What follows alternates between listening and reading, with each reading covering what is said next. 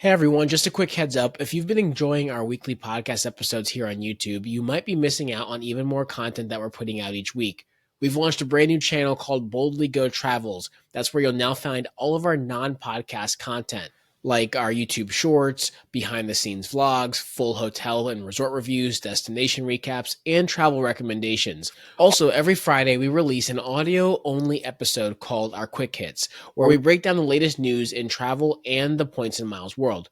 It's fast, informative, and perfect for staying updated on the go. You can catch those on Apple Podcasts, Spotify, or wherever else you listen to podcasts. So if you've only subscribed here on YouTube, make sure to check out Boldly Go Travels and subscribe on your favorite podcast platform so you don't miss out on anything we're putting out. All right, let's jump into today's episode.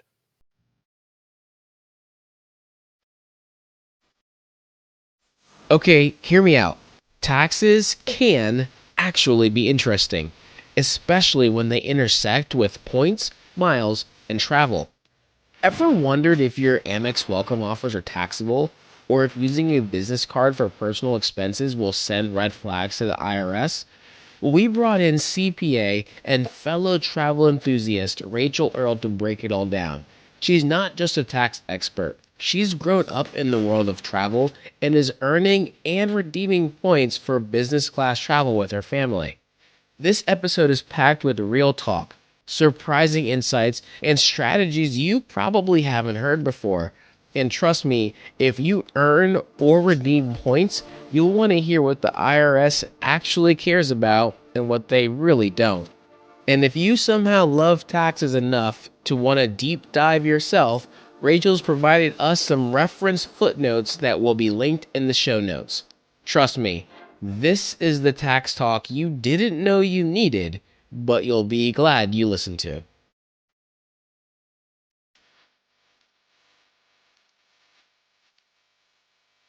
Welcome to the Revolutionizing Your Journey podcast. I am your host, DeAndre Coke. I've got a fantastic guest for you all today. But before introducing her, I want to send a quick reminder to all of you that you can catch this show in its full entirety in video format on YouTube. And for those that watch us on YouTube, keep in mind that in audio form, every Friday, we release our quick hits, which are our quick up to the date travel news and points and miles news. So remember, we're on all the platforms and would love for you guys to be able to check us out everywhere we are. Now, I want to welcome a fantastic guest today. This is a woman who we met at Travel More last year. She said, "Hey, I've heard your podcast," and come to find out, she's a CPA. And so I felt like what would be more exciting or more boring than to have a financial advisor and a CPA on a podcast to talk about travel and points and miles. But this one is a must listen for all of you that have tax related questions when it comes to points and miles travel. So, Rachel, welcome to the show. Thank you so much. I'm glad to be here. Absolutely, absolutely. So I got to throw out the disclaimer that this could be entirely boring because again, we've got a financial advisor and CPA in the same room. Although I will say, when sitting down with my clients, they typically love it when I'm talking with their CPA as well and we're strategizing. So we're going to let the listeners into the same room, except we're not talking personal financial planning and retirement investment strategies. We're talking points and miles. So that brings me to my other disclaimer, letter B, which is this is for essentially entertainment value. We're not going to extrapolate any personal tax advice or personal financial advice from this. I know I have the disclaimer at the end of every episode, but everyone, you should always consult your personal tax advisor and your personal financial advisor when it comes to these things. And if you happen to need one of either, well, you got two on the show here that can chat with you on a one-on-one basis as well. So, Rachel, welcome to the show. Before we get into talking through how points and miles can impact our taxes and what to know, and trying to keep it very lively so we don't have listeners falling asleep, tell us, where in the world are you? We already know what you do for a living, but tell us about how you got into the world of points and miles as a CPA. Yeah, so I'm located on the central coast of California. I'm halfway between LA and San Francisco. I got into the world of points and miles only a couple years ago. I actually have been traveling pretty much my entire life, practically even before I was born. My mom was pregnant with me when we flew to Poland and she met her in-laws. So I've been traveling since I was very, very young. And points and miles, I had just had a baby and was doing a late night feeding and kept seeing things on points and miles and traveling for free. And in my mind, I'm like, oh my gosh, daycare is so expensive. How are we going to ever be able to travel again? Because I love it. And that's how I found it. Just started following random people and didn't quite understand all the lingo, like transfer bonuses and the blue bank. And so I kept following people and found podcasts and just binged a ton of podcasts and then ended up buying a course as well and have been into it ever since. Because I was like, I want to be able to travel. I want to do this with my family. But with cost of living being so expensive and daycare is really expensive, I needed to find a way to be able to do it at a more cost effective way. That is awesome. So you experience what I think a lot of people do when they come into the world of points and miles and just understanding, man, there's got to be a better way to do this. So I'm curious, after all the dissecting the podcasts and the blogs and all the things, did you start out with the kind of traditional Chase Sapphire preferred card, or did you jump in? Were you super analytical and already had a full blown strategy of what you were going to start with, what you were going to redeem? So I'm really curious, how analytical did you jump into the points and miles world? I didn't start with the Chase Sapphire Preferred. I came in when there was a bonus on one of the Chase Ink cards, and I was like, I'm getting that because I knew I wasn't going to redeem right away. And I was like, well, I'm going to get the 90K instead of, I think it's regularly 75K. So I got that one. I think it was the Chase Ink Cash. And then I got the Chase Ink Unlimited, I think.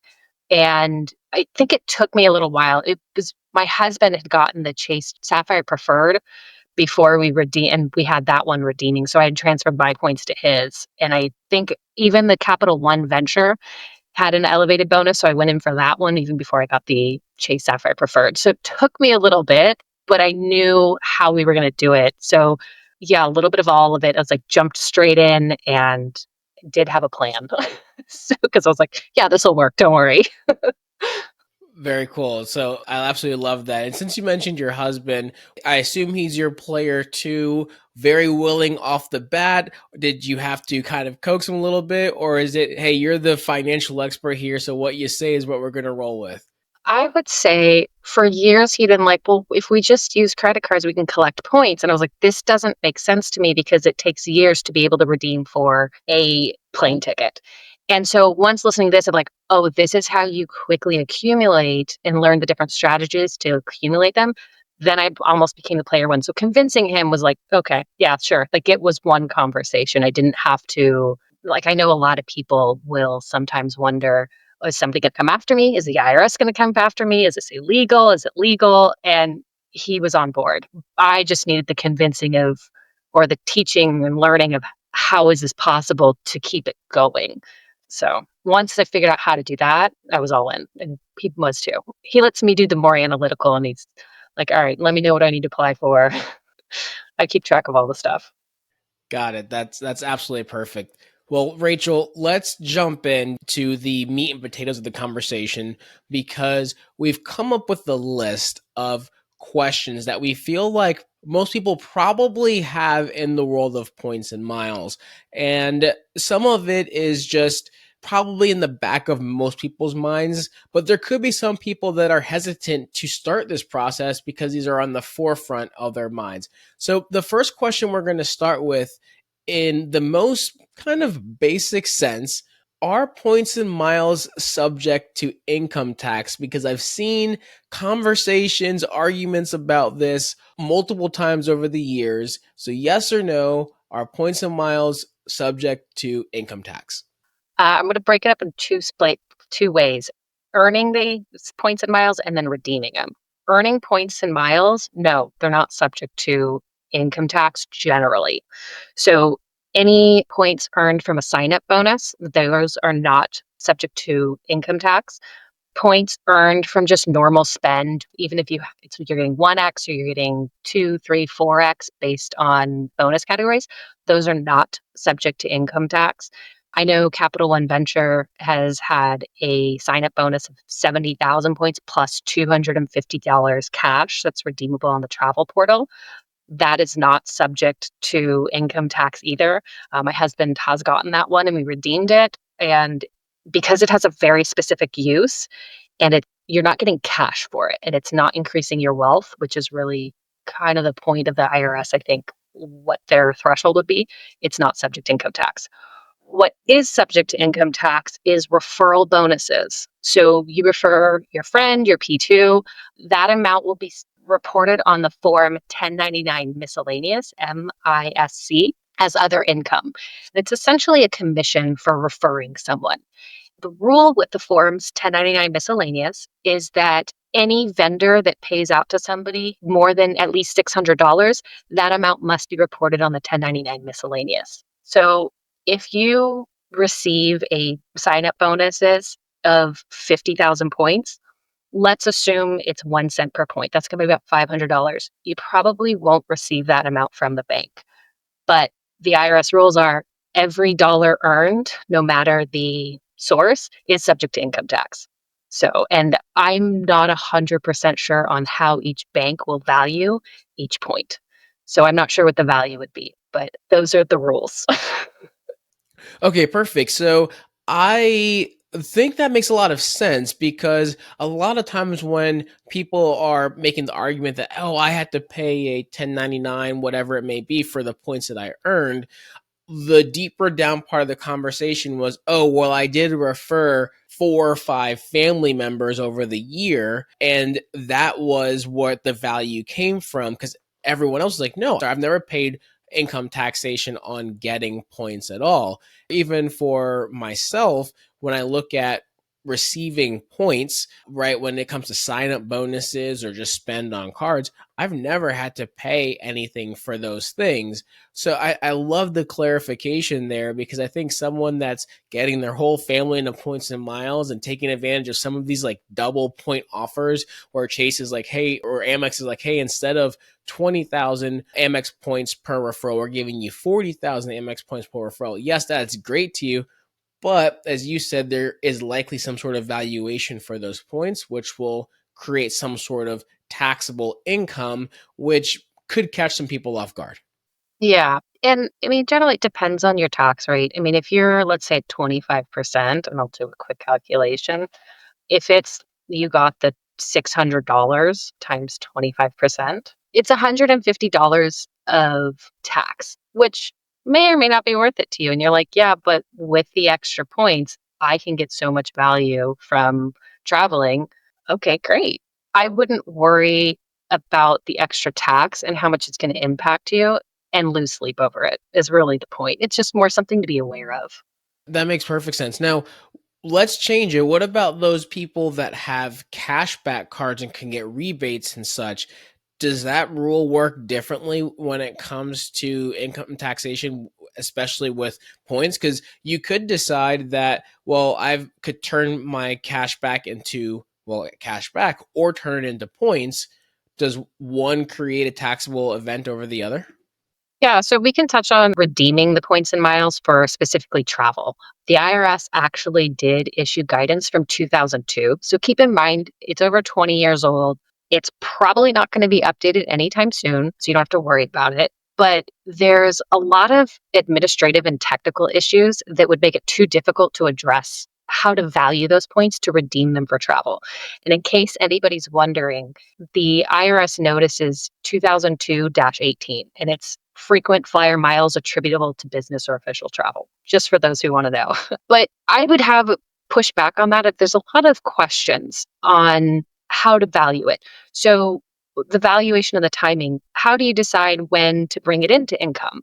Are you doing it when the points are earned, when they're redeemed, or when the travel was used? Because we all know that can be about a 2-year process of, let's say in 2022, you earned the points.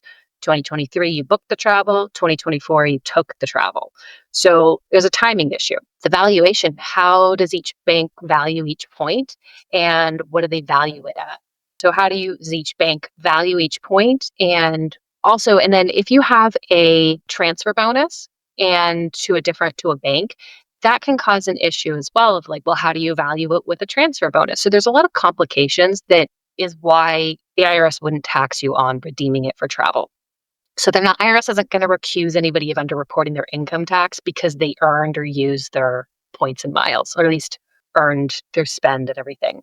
And the IRS notice did state that any future guidance is going to be applied prospectively, meaning going forward. So not retroactively. So anything we've done, we don't have to worry about it. If you are going to do it for cashback rewards, then there's a little bit more nuanced of who is it and how are you redeeming it. So if you're an individual, and I'm going to cover that as an individual, meaning you're filing a Form 1040 and any other related state tax returns, and a business. So you're filing a formal business tax return, meaning a Form 1120, 1120-S, a 1065 for a corporation or partnership. If you have a single member LLC, that's going to fall under the individual because you're not filing a separate federal income tax return for the business. So if you receive a rebate or you're redeeming your points for cash as an individual, that's just a rebate. It's not taxable income. It just means you spent less. You got a discount. You used a coupon at the store. That's kind of what it is. And that goes for personal using it for business cards or individual cards. Now, so I'm going to tell a little story. It's kind of interesting. I found an article about a couple that used Amex Blue credit cards in 2013 and 2014, and they earned Blue Cash Rewards dollars. They used these to purchase Visa gift cards and then used the Visa gift cards to purchase money orders to make deposits into their bank accounts. This is the first time I'd ever heard anything like this. And it went to tax court, but the IRS argued that it was taxable income. And so they were going to have to include an additional $36,200 in 2013 and an additional, I think it was $277,275 in 2014. So it's quite a big chunk of change. Wow. Yeah. The tax court had two rulings. The purchase of the gift cards were not taxable income.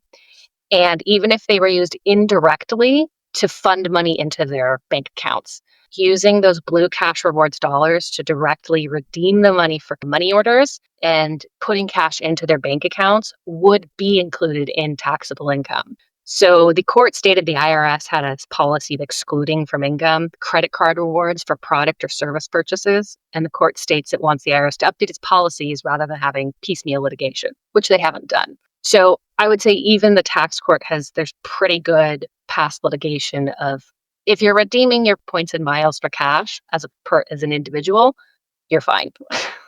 Got it. Now, if you're using a personal card as an individual for a work-related expense, so you purchase something, you're going to be reimbursed by work, one of those the ideal expenses where you get to load up your points, but it's not going to cost you anything.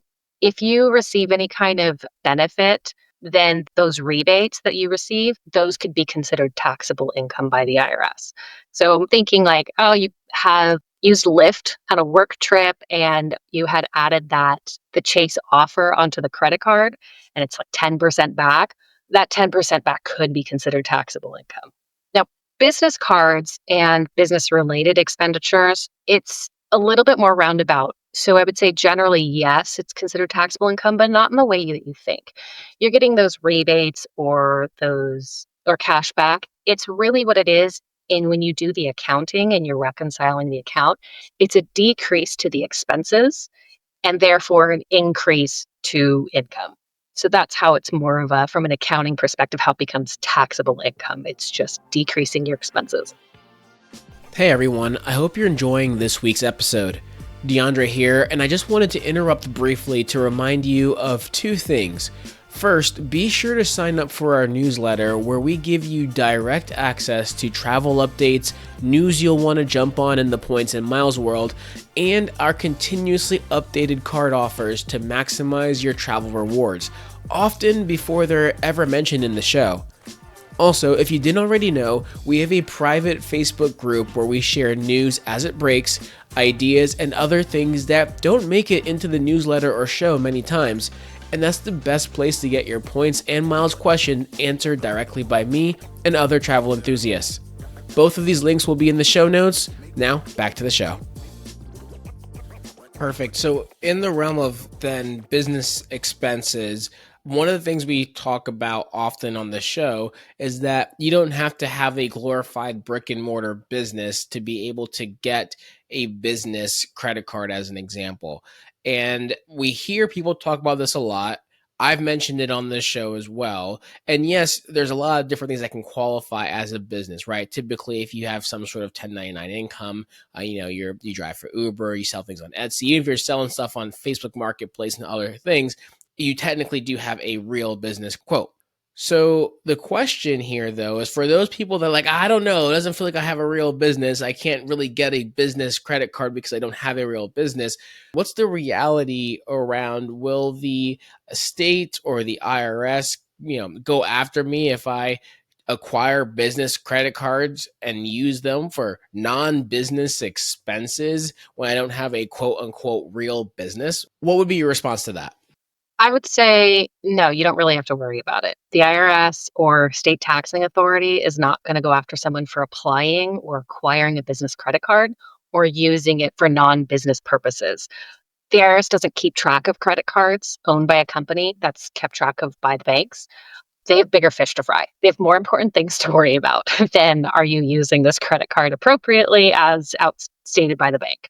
I mean, if you think about just kind of the database that you would need to keep track of all these credit cards and who owns them, it's too much work. I have trouble trying to just get through on the tax practitioner hotline to talk to somebody if I have a question. So I wouldn't worry about it. They want to make sure that you're not deducting expenses that are not in the normal course of your business. That's what they're more worried about.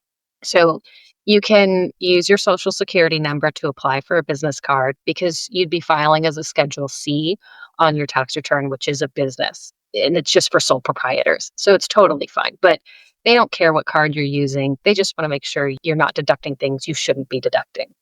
And that's a perfect explanation, because one of the things I've mentioned many times, whether it's on the show or I've mentioned it to clients that have asked me, is I talk about the fact that a lot of people, when they do start a legitimate business, they don't go out and immediately get a business credit card. They use their personal card for business related expenses, and they're allowed to deduct those expenses that they're putting on their personal card when it's in the ordinary course of their business. On the flip side, if you have a business card that, let's say, you are using for business expenses, but you also use for personal expenses, to your point, as long as you're not deducting things that you shouldn't be deducting because they're not used in the ordinary course of business, then that's not a problem at all. So it's understanding the rules and ramifications. And I love how you explain the database needed to be able to extrapolate who owns what card, where the transactions were, and all these things would be nigh impossible to be able to track. So I know for me personally, with my multiple businesses that I have, I use QuickBooks Online. I can track everything. I can link my card. I can even link both my personal and business cards. So if I have personal expenses on a business card or business expenses on a personal card, I can categorize and select the ones that are actually applicable to be put into my profit and loss on QuickBooks. My question for you, Rachel, is what would be your recommendation on how someone should do the accounting? That's how I do it, but I'm not sure. Is that the best way? What would you say? If somebody has a business, a formal business where they have a set of books and they're having to report business tax returns, so your corporations and your partnerships, I would say, yes, that's a good way. You have credit card is listed as a liability on the balance sheet and you're reconciling it every month. If there are expenditures, transactions that are personal, they should not be going on the profit and loss statement. That is correct. So you can put it to your draws. But I did have one client this past year who would put a personal card and they had an account for a credit card, but they only put the business expenses there and excluded all personal. And so when you're excluding transactions, you can't reconcile it. And so now, as the tax preparer, I don't know that I can rely on these set of books and that I'm recording everything that's accurate. So from an accounting and tax perspective, it's really, you want to make sure all the transactions are recorded. And to make my life easy, please only put business credit cards on the business balance sheet. I think I've heard of some people, they'll do this, but they use a personal card, or they might open a business card, but they're putting all personal expenses on there. They might keep track of the occasional business and then submit it separately of, oh, okay, I essentially made a contribution to my account, to my company, and then made a deduction for the same amount. I purchased office supplies, whatever it is. But keeping those credit cards on there and trying to keep all your personal off there and all your business on there makes for really clean accounting, and it makes it much easier. That's just the accounting side of having to pair during tax season makes my life easier.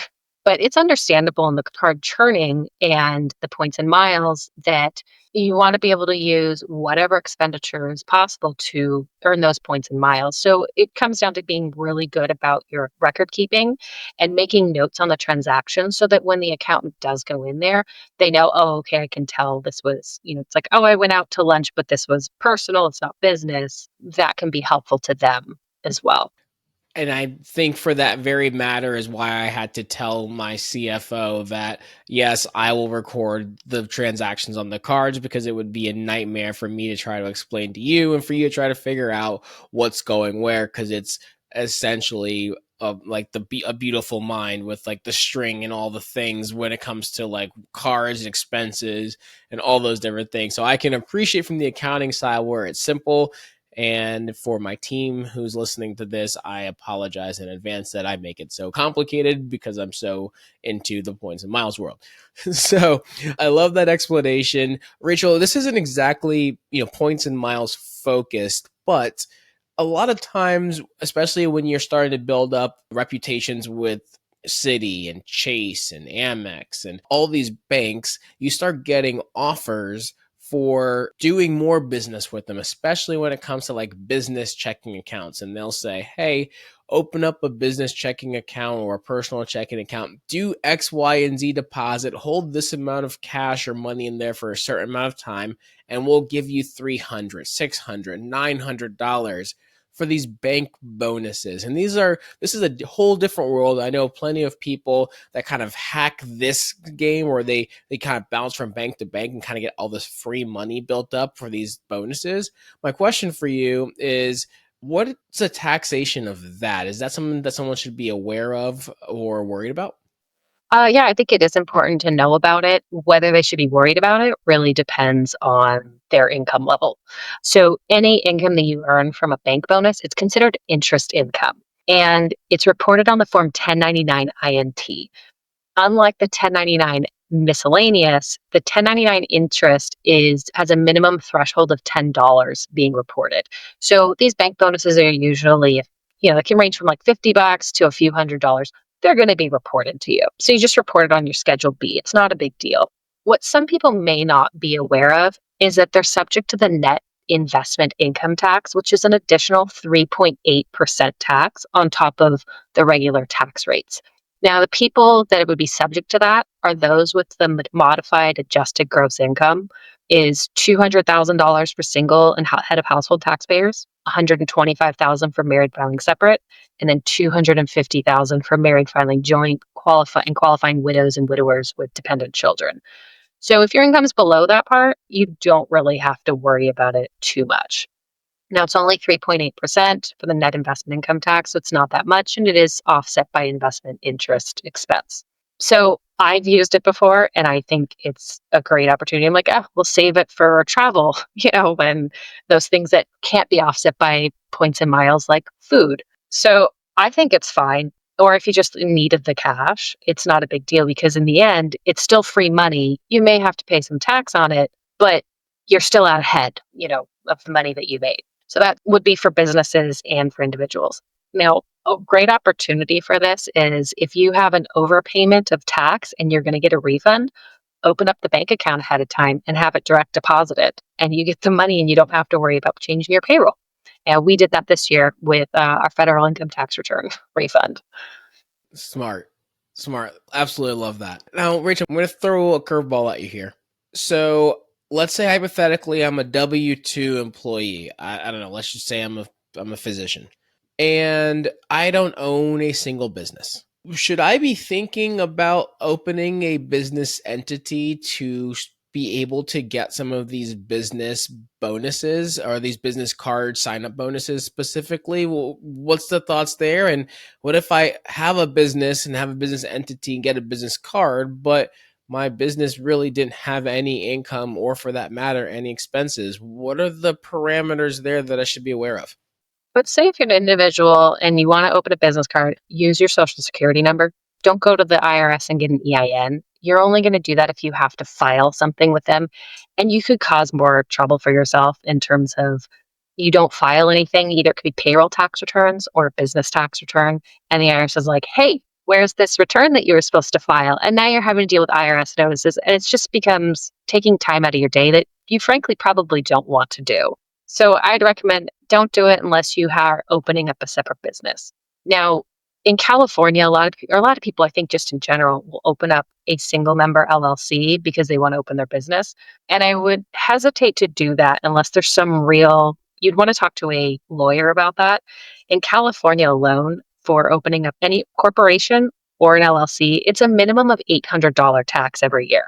So depending on where you are, is it really worth the money?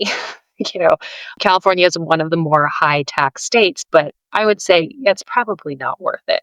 Your second question of, okay, you have a kind of a small business, maybe it's Facebook Marketplace. You can still open up that business return or business card, but use your social security number. And you could put your individual or your personal expenses and your business expenses, just keep track of them for when it comes time to report them on your tax return. But if you just kind of have a small side hustle, you do it occasionally, it's probably not worth it to open up a separate entity just to get that EIN so that later you can get maybe a business card with your EIN and with your personal. I don't think it's necessarily worth it for all the extra hassle you may have to go through.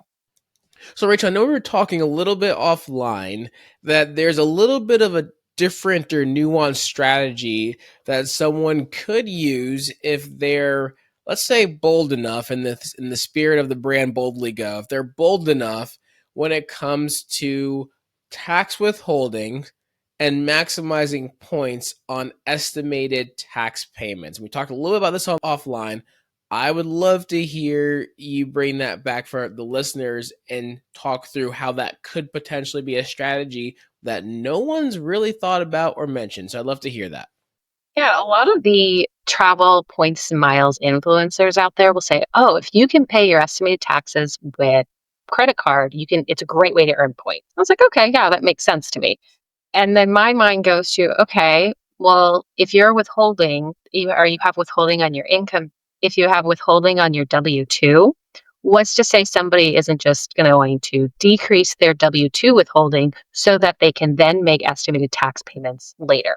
And I would say you have to be very careful about that because IRS requires that you have to pay estimated tax payments if you owe at least $1,000 with your last tax return. And they also have what's called a safe harbor requirement, and you have to pay at least 90% of the tax shown for the return of the taxable year or for the current year, or at least 100% of the prior tax year, whichever amount is less. So if your adjusted gross income in 2023, so that's what I looked at, was more than $150,000 for married filing joint, then you would have to substitute 110%. The point being is that if you underpay and pay too little, the IRS is going to issue underpayment penalties and interest. And the IRS requires that you pay each quarter 25%, but it's not every 3 months.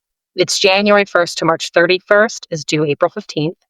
Then April 1st to May 31st, that's 2 months, is due June 15th.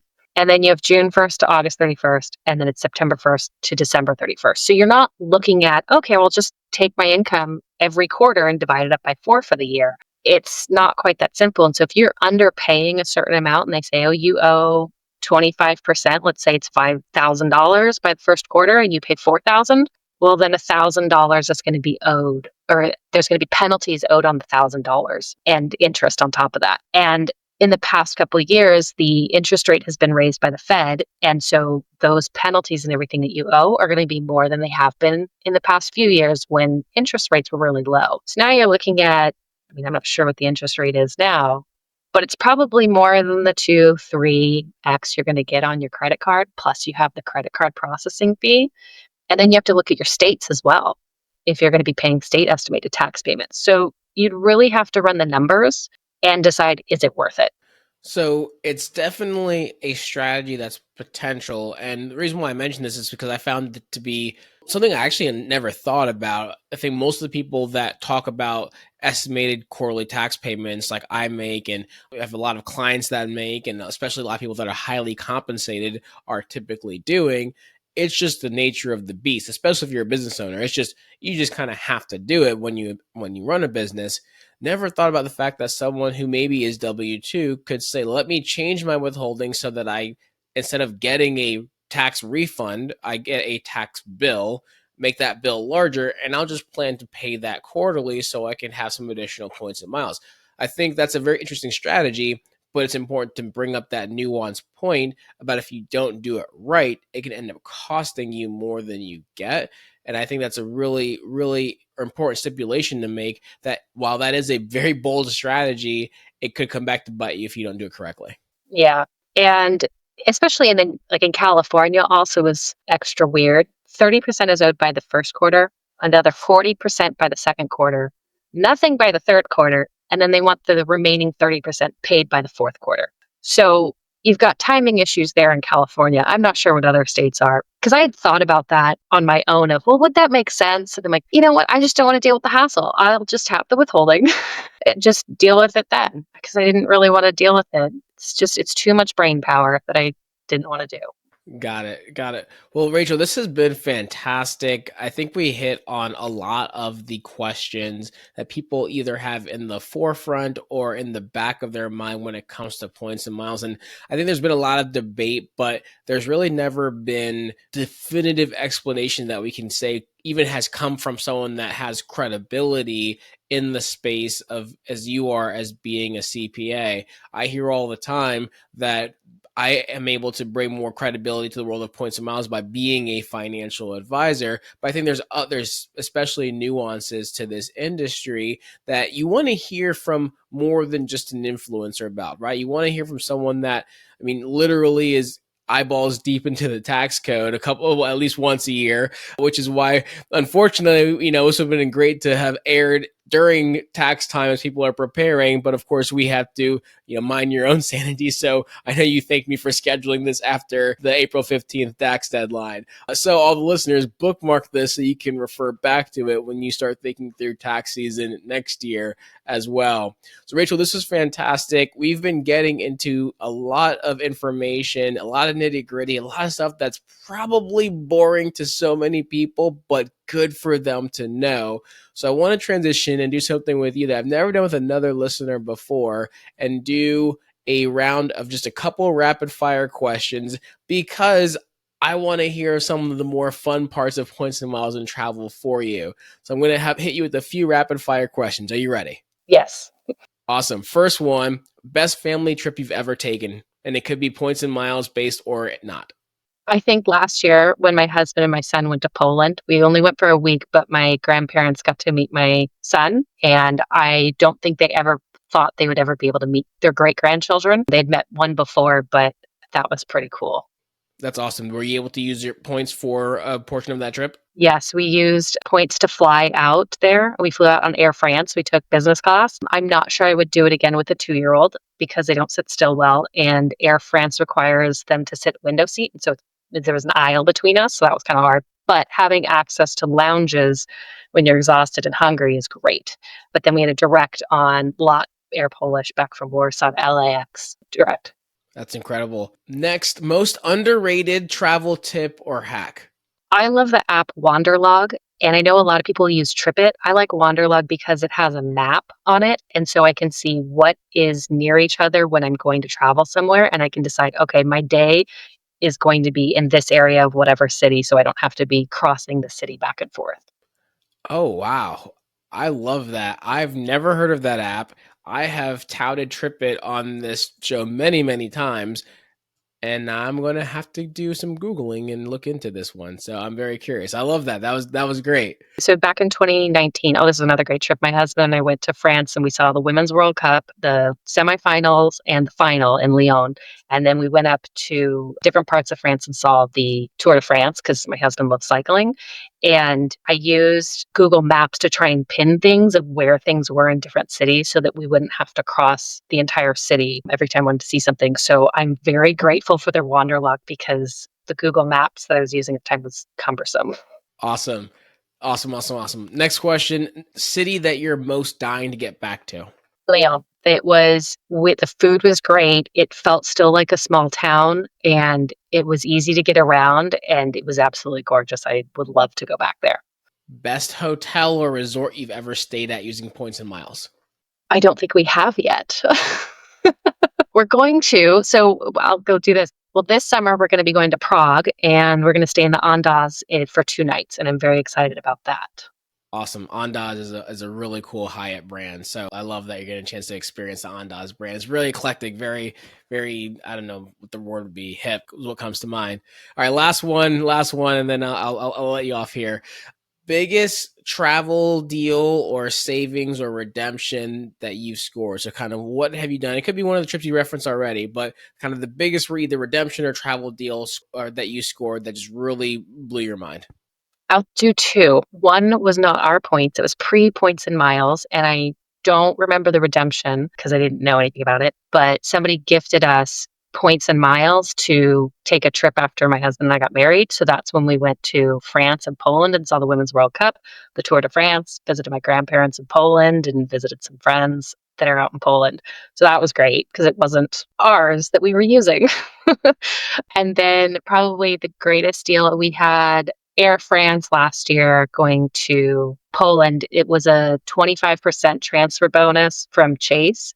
And we did business class and there's my son got a 25% discount. So it cost us, I think, 121,000 Chase points in the end. And it cost us about that much to fly back in economy on the way back. So I would say that was a pretty good deal. It's just stacking all those transfer bonuses and discounts. Perfect. Well, Rachel, this was fantastic today. Where can the listeners follow you and follow your travel journeys and maybe get a little bit of tax advice when it comes to it as well? Feel free to plug all the things. Yeah, well, I'm not actually really on social media for travel stuff. I keep that pretty private. But I'm actually going to be starting a YouTube channel soon, Viachorem Tax, Viachorem, in educating entrepreneurs and small businesses more about how the tax code works, because it really shouldn't be that scary. Perfect. Well, we will be eagerly awaiting for when you launch the YouTube channel. You've been a wealth of knowledge today. I'm sure many listeners got a lot of value out of this. Hopefully, for listeners that are still sticking around, we didn't have too many that fell asleep as we started breaking down the tax code and the tax rules. But I think this was a very good baseline of information for anyone, whether you're on the personal side of points and miles or business side or both.